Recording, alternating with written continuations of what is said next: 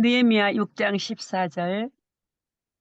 말씀은 최성관 목사님.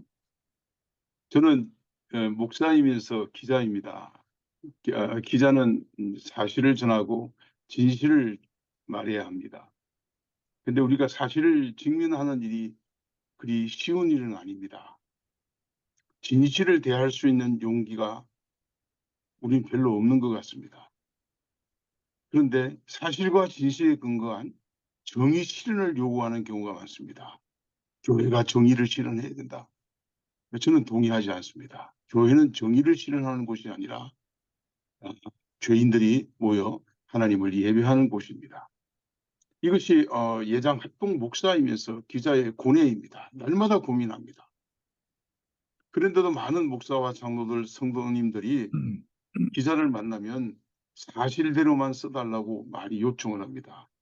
그런데요, 기자가 가끔 사실을 리얼하게 기사만 해도 그것을 못 견디고 받아들이지 못하는 사람들이 많습니다.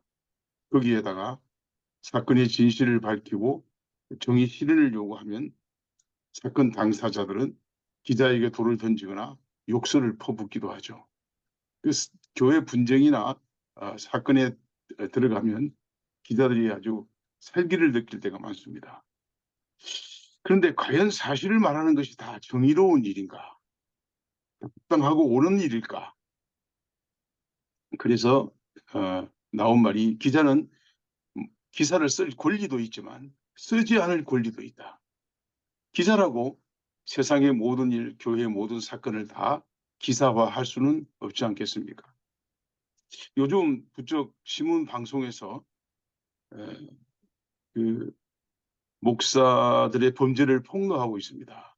이거 모두 사실이에요. 근데 왜 이 시점일까? 이 목사 기자는 고민합니다. 왜 이 시점일까?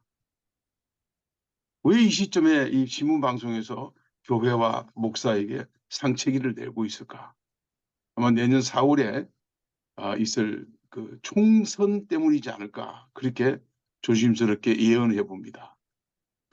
항상 맞습니다. 미리 선거 전에 교회와 목사를 상처내는 일들이 참 많았거든요.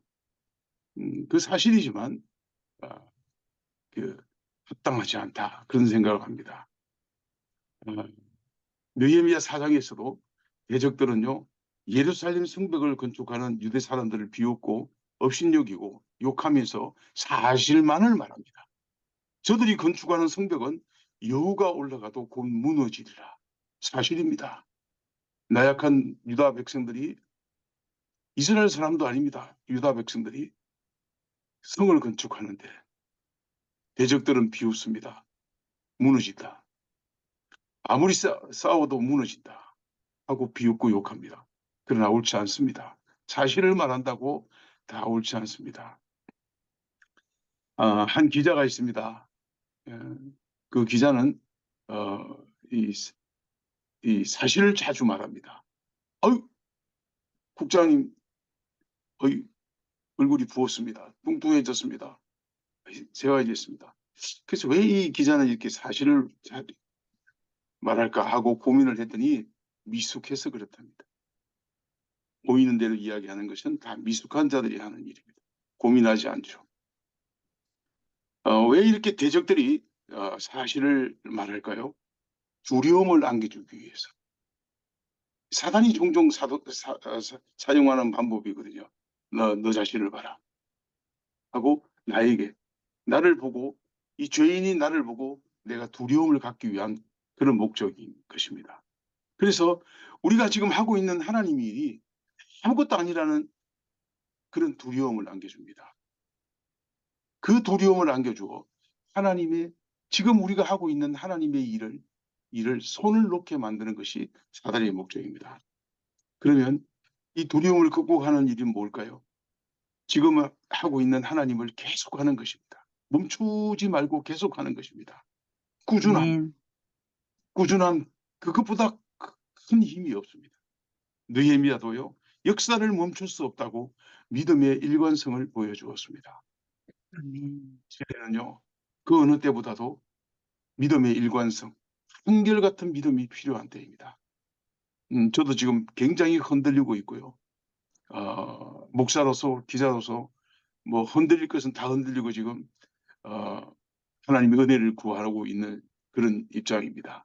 흔들리더라고요. 꾸준함에 흔들리더라고요. 꾸준함에. 그것이 신앙 공동체와 지도자를 무너뜨리는 사단의 방법인 것을 알고도 흔들리고 무너지고 자빠지고 그러고 있더라고요. 오늘 우리가 읽은 느헤미야 6장 14절은 지도자 느헤미야가 를 향한 사단의 공격입니다. 그 목적이 뭐냐면 분명히 말합니다. 하나님이여 나를 두렵게 한 자의 소위를 기억하옵소서. 하나님께 기도합니다. 사단은 지도자를 이렇게 공격해서 두려움을 안겨줍니다. 그러면 사단이 느헤미야를 두렵게 하는 그 공격하는 방법이 오늘 6장 전체에 있는데 딱 두 가지로 요약하면 하나는 거짓 소문입니다. 선교사님들 선교 현장에서 이 소문 때문에 많이 상처를 받는다고 소리 들었습니다. 그것도 다른 사람들이 아니라 선교사님들 선교 현장에서 선교사끼리 희한한 그 갈등과 아픔의 그 원인이 뭐냐면 거짓 소문입니다. 저 사람에 대해서, 저 선교사에 대해서. 느헤미야에게도 거짓 소문을 냅니다. 대적들이 느헤미야에게 오노 평지에서 만나자고 4번이나 위장된 평화의 제수처를 취합니다. 근데 느헤미야는 이를 거절합니다. 아니다. 이 거짓 협상으로 느헤미야를 성 밖으로 끌어내서 그 성을 건축하는 일을 멈추게 해서 느헤미야를 해치려고 하는 것입니다. 이들의 최종 목적은 하나님의 일을 멈추게 하고 완성하지 못하는 데 있는 것입니다. 만약에 느헤미야가 그 제안을 받고 성을 건축하는 것을 중도에 멈추고 그들과 대화를 시도한다면 아마 신앙 공동체에게는 엄청난 두려움이 빠졌을 것입니다. 다섯 번째는 동하지 않는 편지를 보내서 거짓 소문을 냅니다. 만약에 함께 이 대적들이 함께 의논하자고 아주 좋은 말로 상의하자, 의논하자. 일단 일을 멈추고 나와서 이야기하자, 상의하자 그럽니다. 만약에 이렇게 느헤미야가 그들의 제안에 유혹을 빠져서 오노 평지로 내려갔다면 그 자체가 백성들에게 두려움을 줍니다. 느헤미야는 결국 정치적인 자신의 입지를 위해서 이렇게 우리를 이용하는구나. 우리가 이렇게 하는 일이 무슨 의미가 있겠는가 하고 아마 두려움에 빠졌을 겁니다. 거짓 소문이 우리 지도자를 공격하는 사단의 큰 무기입니다. 그러나 이 거짓 소문을 이길 수 있는 방법은 뭐냐? 부지런한 우리가 계속 하는 일을 계속하는 것입니다.